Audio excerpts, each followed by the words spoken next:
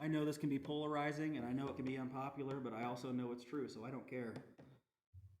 In 2020, there were 5 states, New York, Pennsylvania, New Jersey, California, and Michigan, where the governors ordered that COVID-19 positive patients be returned to nursing homes.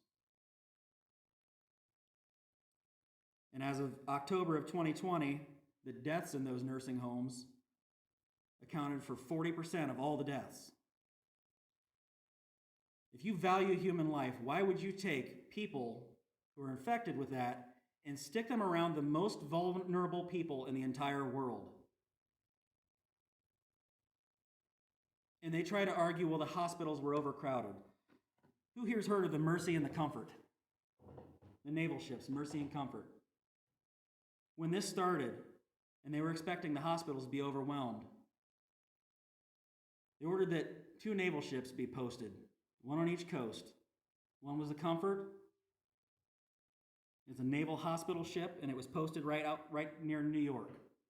The other was the Mercy, which is a naval hospital ship, which was the California. And they were huge. They had tons and tons of space in them. Neither one was used. Now, if you've got a place like that is going to give you better isolation than any other place you could go, they're not even on land. Why would you not put the most vulnerable people there rather than putting them with the other most vulnerable people? That's another area where I think we're going to see justice down the road. And it's an ongoing thing. This isn't just... Things like this they try to sweep under the rug. I bet you've heard about Cuomo in New York and his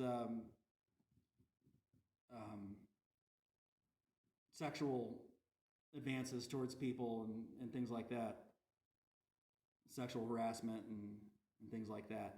That was elevated. That was why they got rid of him. And then things like this just get kind of shoved to the rear of people's view. But it's not over. There's still things that are happening. There's still things that are being worked on with this.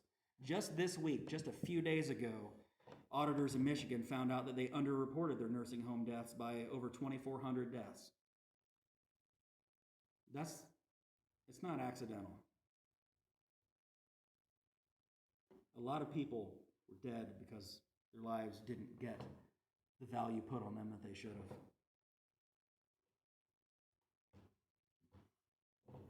Now, we who are strong have an obligation to bear the weaknesses of those without strength and not to please ourselves. God commands us to do this. God wants us to do this. He tells us to do this. And you know what great leaders do? They're willing to do the things that they ask of others.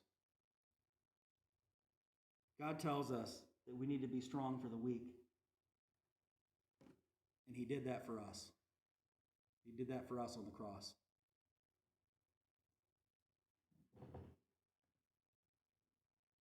Not because He had an obligation to bear our weaknesses. He didn't owe us anything.